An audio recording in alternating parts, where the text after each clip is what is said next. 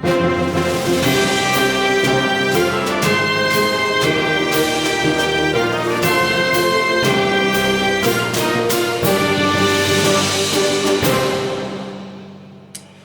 welcome to X-Wing Strategy Tips. I'm your host, Nick Sabicki.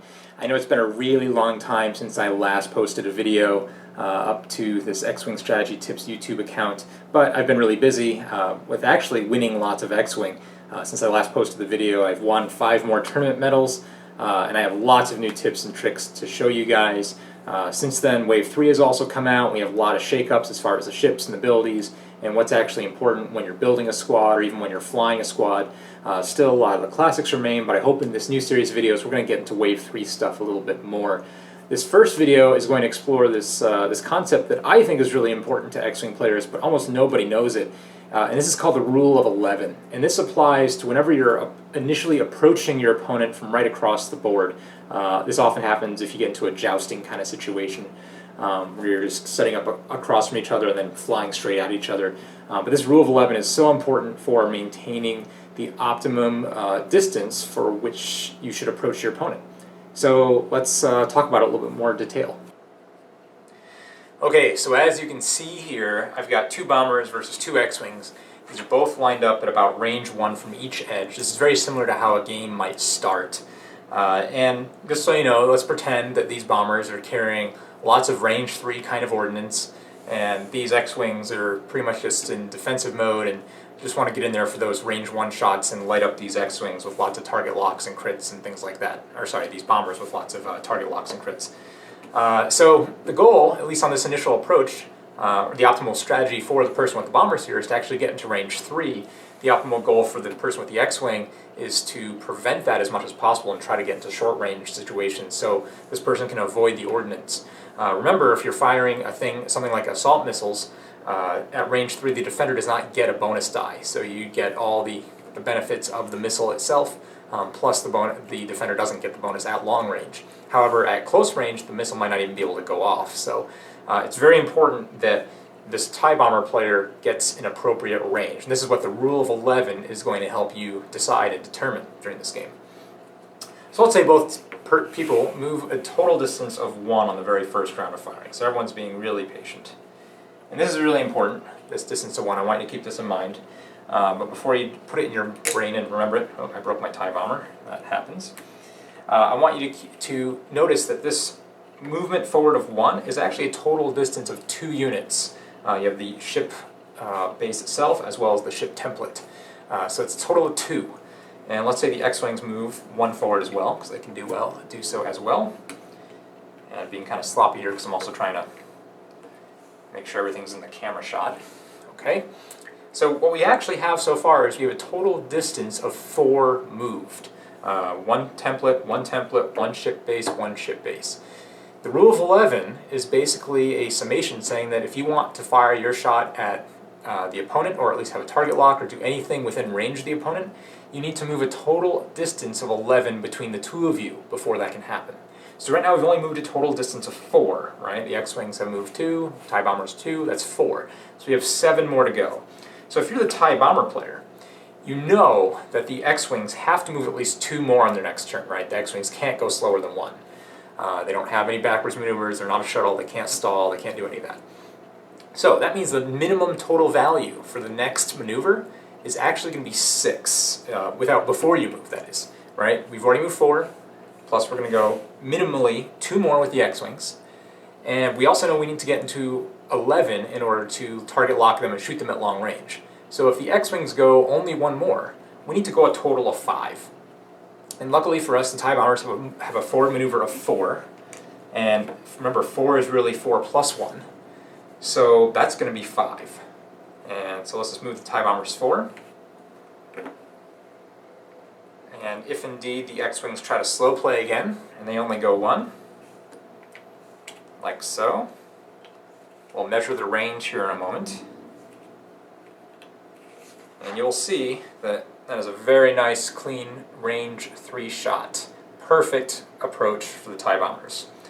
Let's say the X-Wings did something different, though. Let's say they didn't go forward 1, like you assumed. Again, that was only the minimum distance.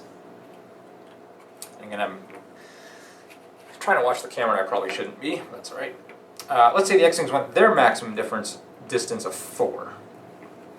So instead of totaling 11 now, as in the previous example, we've gone 2 plus 5 with the X-Wings for 7, and we've gone 2 plus 5 with the TIE Bombers for 7, so we're actually at a total distance of 14. This is still okay. This is basically as good as the X-Wings can hope for, but even then they're still not in range 1. They're actually still sort of at the back of range 2. And because of this, these TIE Bombers are still going to be able to get their ordnance off, still be able to fire their torpedoes or missiles or whatever they have, and score some easy hits on these X-Wings. No matter what the X-Wings do on that second round, they were basically screwed. They couldn't get out of range 2 or 3, they couldn't approach fast enough in order to upset the missiles. So this is super cool, right? If you realize the rule of 11, you can get into long range distance to your opponent and acquire your locks or target your missiles, do whatever you need to do. Keep in mind that if you ever go over 15, that is, if you get up to 16 or so on your total distance traveled, you're actually going to end up in range 1. And we can see this right now. Right now we're at range 2 after having gone 14. If we go 2 more forward, right, here's one more template, one more ship base, one more template, one more ship base. This is now a total of 16. We are now in range 1. So we could also say that the converse to the rule of 11 is the rule of 16. If these X-Wings can get to a total distance of 16 before the TIE Bombers can get to a total distance of 11, the X-Wings will win this round.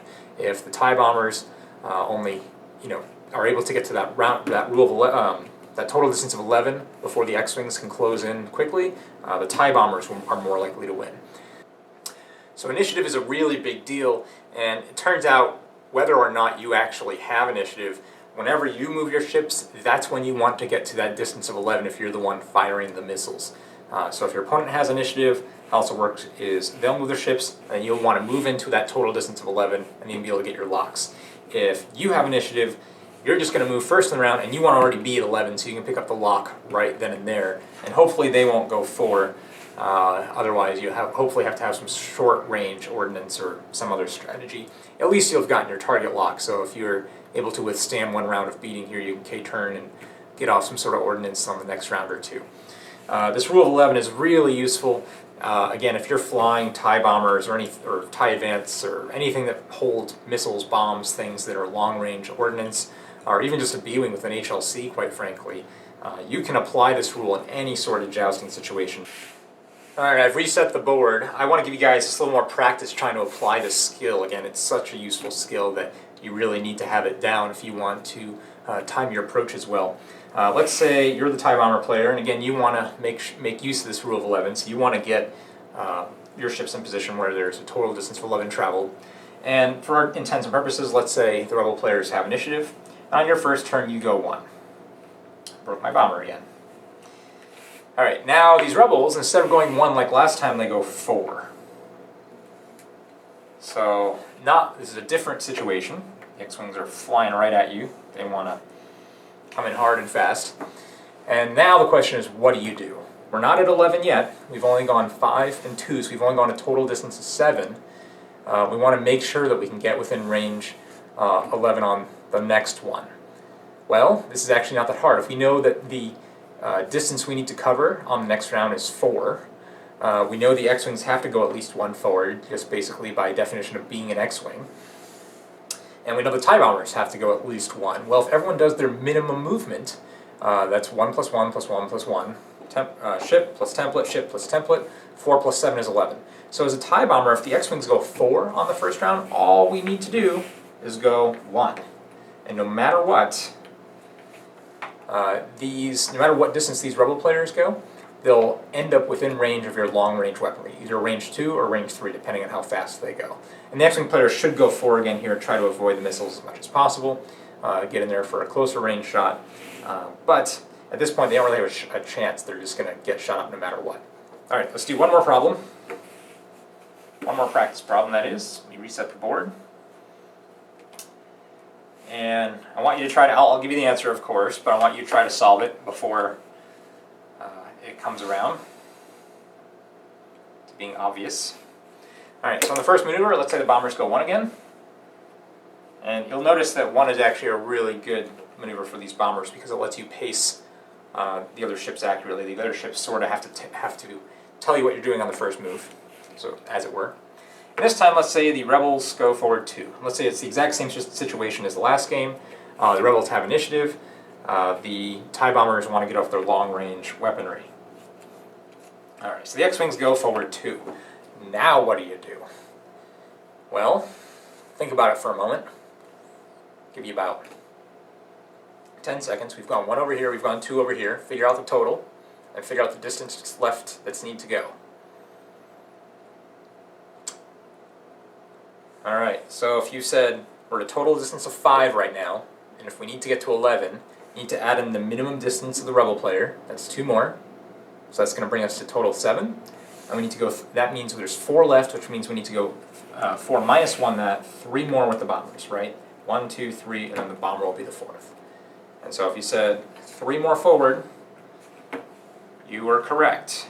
And assuming that the rebel players actually moved first here, no matter how fast or how slow the rebel player moved here, again, they were screwed, they were going to get shot up by these weapons.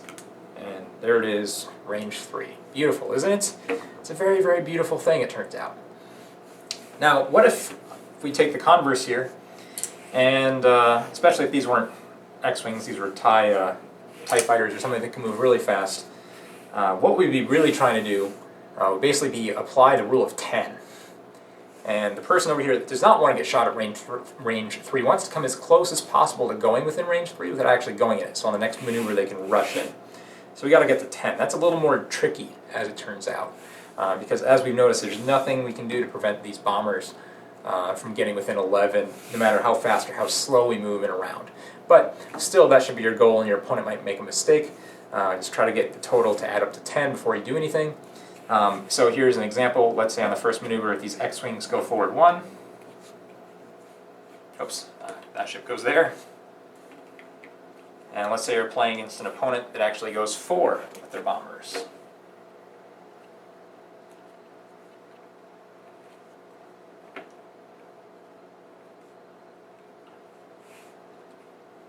Alright, so now we have a problem, right? We've only gone a total of 7 again. We know that the bombers have to go at least 1 forward, so they're going to end up at 9, which means, quite frankly, no matter what we do, we're screwed at this point, which means we have to rush. And if the TIE bombers go forward 4 again, we're in really good shape, because that just brought us up to 12 right now. And if the bombers go 5, that brings us to 17. That's a close range 1 shot. So this is what you can do if your opponent doesn't know the rule of 11 and they're trying to fly TIE bombers on you or something. You need to try to time it such that you end up right outside range 3, and then you can rush in at the perfect moment. Hey guys, I hope you enjoyed this X-Wing strategy tips video. In the next video, we're going to be talking about flying in formations, but a new type of formation that I've been employing now for several months, and it's served me very well. But I've seen almost nobody else using it, so I think at this point it's still more of a secret than anything else. The word has not gotten out on how cool this formation is compared to just your standard box flying in formation. So you'll definitely want to check out that video, come back and see me again.